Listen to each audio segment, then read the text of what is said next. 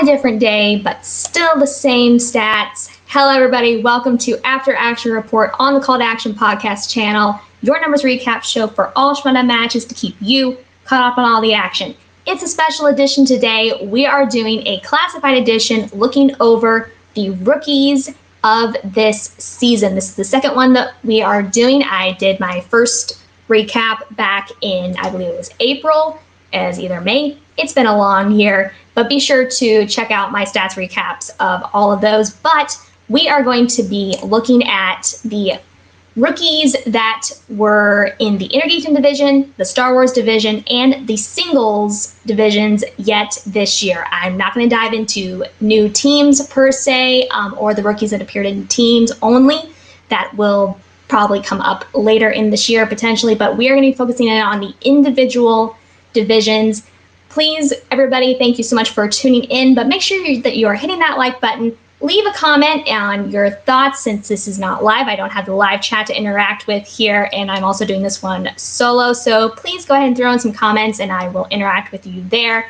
And if this is your first time finding this channel, please go ahead and make sure that you have hit subscribe so you can be kept up on everything that we're doing here on this channel, as well as all the regular After Action reports that we do every Monday, 4 Pacific, 7 Eastern. But without further ado, we're going to be looking at the Intergeekdom rookies first and seeing where everybody stacks up at this midpoint here in the season as we are careening towards Collision and the tournament season. Starting with the IG competitors, it's really nice because there are only 4 of them and they have all already played each other, or they have played the same amount of times. Everyone has had a total of 2 matches. Looking overall, we have got Amaru Moses, Moose Haas, Jesse Swift, and Jacob Whitnaven in that order. These guys are all sorted based on their percentage points earned. I will be posting all of these recaps on socials, which you can find down below, so don't worry, but this is kind of my chance to really kind of break down what my thought process was in making these lists so you guys are informed of what all is going on here and sort of my process here. When we're looking at Amaru Moses over Moose Haas, you will notice that Moose Haas's percentage point earns is higher than Amaru Moses, but because Amaru Moses is 2-0 and the fact that he also beat Haas in the time that they met, that is how I have him ranked above. And also we had Jesse beating Whitnaven. So they were actually fairly comparable amongst their 2 matches in their accuracies and potential points earned. But again, because Swift beat Whitnaven earlier in this year, we kept those 2 in that particular order. So that is how our IG competitors stack up, and something that will be a commonality. This is how I'm going to present all of the matches. So just to give you a breakdown of what everything means here. Obviously their record, how many TKOs or KOs they have accumulated, their accuracy, their potential points earned percentage, what their average is in round 1, what their average is in round 2. The sub score is the average amount of points that a competitor has had after 2 rounds. So before going into round 3, what is their average score? You will find that there. And then round 3, 2-pointers, how many they have gotten out of how many they have been asked. So Amaru Moses has gotten 2 out of 2 correct in round 3 for the 2-pointer. Round 3, he has gotten 2 correct out of 2 asked in the 3-pointers. And the 5-pointer, he has gotten 1 out of 1. So that is the kind of structure that we're going to be looking at moving forward. But Intergeekdom division, pretty easy. There's only 4 competitors, and again, they've all already played 2 matches, so they're pretty easy to compare. We're going to go ahead and move into the Star Wars division, which gets a little more complicated. We are looking at overall performances here. Again, guys, this is going to be posted, so you guys will be able to see it a lot easier, but we'll try and get through this fairly quickly. This first one is going to be sorted by, again, potential points earned.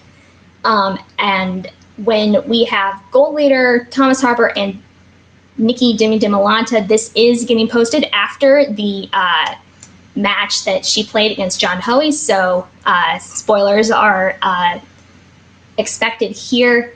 Demi does have a 96.4, which is the same as Thomas Harper. She had a 100% accuracy. Potential points earned is the same there, but because Harper has more matches, I am still keeping Nikki below him at this point because of the lack of game tape on Demi so far. But so far, she is coming in with quite a statement, as I will discuss later.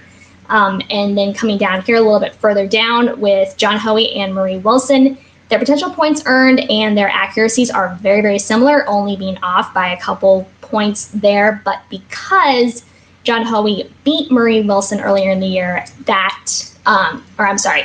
this one is due to their strength of schedule. So when I talk about strength of schedule, I am looking at the match accuracy for each of these competitors. So with the two matches that John Hoey has been in, their match accuracies inside those matches was higher on average than the matches that Marie Wilson played in. So while they have themselves similar accuracies, the matches that they played in, John Hoey's matches were higher accuracy on average than Marie Wilson's, which is how I put him above her.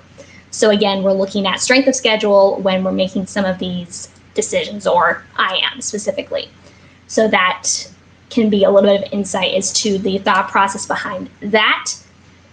We're going to go ahead and move into breaking these guys out individually because some of them have only played one match, some of them have played 4 matches, some of them have only played 2 matches. So let's kind of break it down a little bit further there, where competitors with 4 matches, we've had Thomas Harper and Gold Leader. Now, you noticed in the previous one, I have Gold Leader above Thomas Harper because technically he had the higher accuracy and potential points earned by a mere point and change in this first overall breakdown. When you break it down by the 4 matches, because of the win and loss record, Thomas Harper is still ranked above Gold Leader, as Harper is a #1 contender to go for the belt here later on this year. So that is how those are flipped in this comparison as opposed to the previous graphic that you saw. When we go into competitors who've had 2 matches, Zach Burkett having a higher accuracy and potential points earned in general. And again, we're running into John Hoey being above Marie Wilson by virtue of the strength of the matches that they were in respectively. When we have then rounding out this for Eric Whiteley, he has lost 2 matches, but still putting up an impressive 83 and 74% accuracy and potential points earned respectively. So let's move into competitors who've only been in 1 match. 2 amazing ladies here.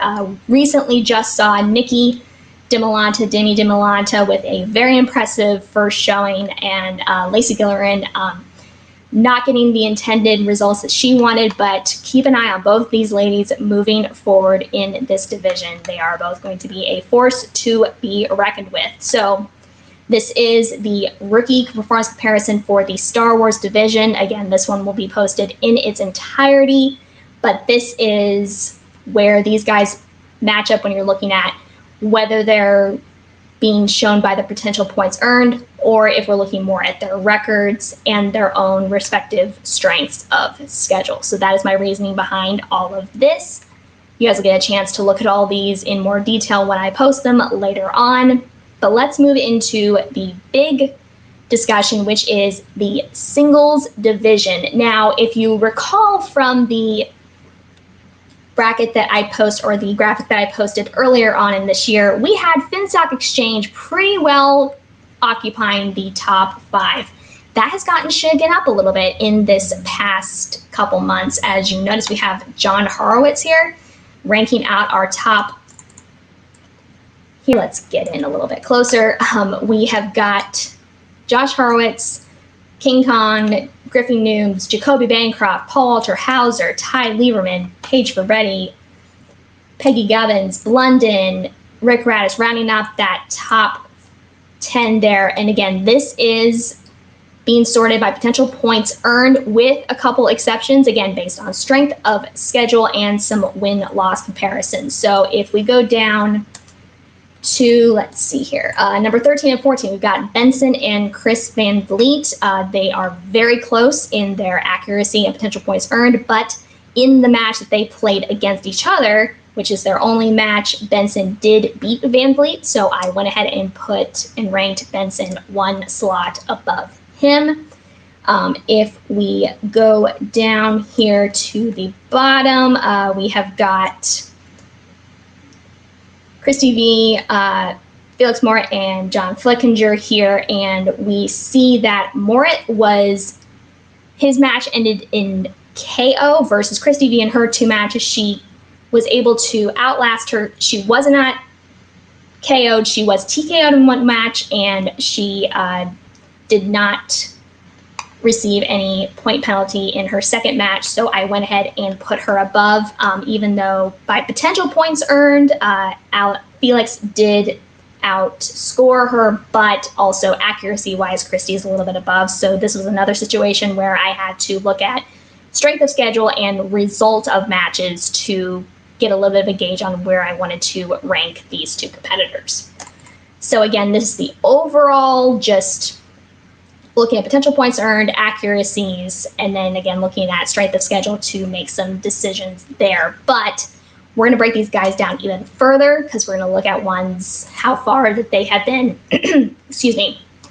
We're going to break it down to competitors who have been in two matches and competitors that have still just been in one match. Last recap, we only had competitors with one. I tried to wait as long as I could to get competitors who had been in multiple matches.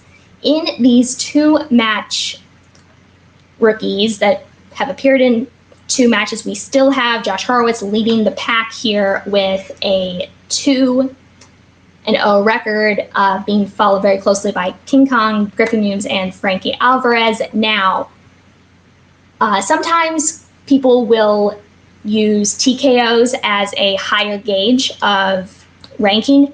I don't necessarily subscribe to that at this point. Again, we're looking at, are you able to show proficiency in those higher level questions by getting pushed to those 2, 3, 5-pointer questions, especially with younger competitors. We're still trying to figure out what their track record is. I like to look at what's the potential points earned and what was that match accuracy? What's the strength of your opponent? Is that opponent pushing you to your limits to bring the best out of you? So that is going to be the kind of theme going on along here. So again, we've got Frankie Alvarez and Rick Radis. Very comparable accuracies and potential points earned, but looking at the two matches that Alvarez was in and the two matches that Radis was in, the strength of the opponent that Frankie was put up against was higher, leading to a higher match accuracy overall, which is why I have him that one slot above there. And then kind of similar thing, Peggy Gummins over Brother Lomas. They're both 1-1. They have, again, fairly similar accuracies. Lomas technically has a almost 10-point higher accuracy, but again, Lomas delivered a TKO and he was given a TKO. Gubbins was pushed to the limit in each of her matches. Again, looking at match accuracies and the average strength of those rounds, I'm giving that to Gubbins by one slot there. And again, it's a very similar situation with Beth May and Christy V, looking at similar PPEs and accuracies, but I give the nod over to May for the strength of the schedule and the competitors that she was, up against. So let's go ahead and move into our last little one here, which are the competitors that have only been in one match. Doug Benson being the only one who has been in one match and won his one match. Paul Walter Hauser has a very impressive, though he lost his match, his numbers are very impressive going up against Josh Horowitz. That was a really impressive match to watch. Looking down here at Bradley Tingle and Chris Van Vliet here, again, similar, comparable accuracies and potential points earned, but Tingle was TKO'd versus Van Vliet was able to push his competitor to the end. He actually even ended up in sudden death, and that was a really cool match to watch. between him and Doug Benson, actually. So that was a really neat one to get to watch. So that is how I am giving him that little nod there, putting Van Vliet up above Tingle. And again, the same idea. Felix Moret and John Flickinger. Moret was KO'd in his match, which does, based on accuracy, I do put Flickinger above Moret in this particular instance. So that is how everybody stacked up in the singles division there. Again, this is breaking it down by competitors who have had 2 matches versus 1 match. Then we have this, which has all the competitors all together, looking at potential points earned, accuracies, ranking them that way regardless of their record. Going back down to the Star Wars division, this has everybody, again, by potential points earned, accuracies, breaking it down by competitors who've had 4 matches, 2 matches, 1 match. Again, thinking about strength of schedule when you're looking at some of those competitors that have very similar accuracies and potential points earned, but my decision to go one or the other has to do with strength of schedule and performance against those competitors, especially in those KOs and TKO situations back in the singles. And also, and finally there, the inner Geekdom division, pretty easy one to decide because everybody has been in 2 matches and there are only 4 of them. So that one is pretty easy to see the differentials there. But that is my rookie performance review. We have a bunch of our rookies. Amaru Moses is going to be competing in Collision. We're going to be starting to see these singles tournaments start to be released. Josh Horowitz has a match that is dropping tomorrow. A lot of great things coming up for these rookies as we careen towards the end of the season, and we may be seeing some of these rookies at Spectacular at the end of this season, which will be really awesome to see.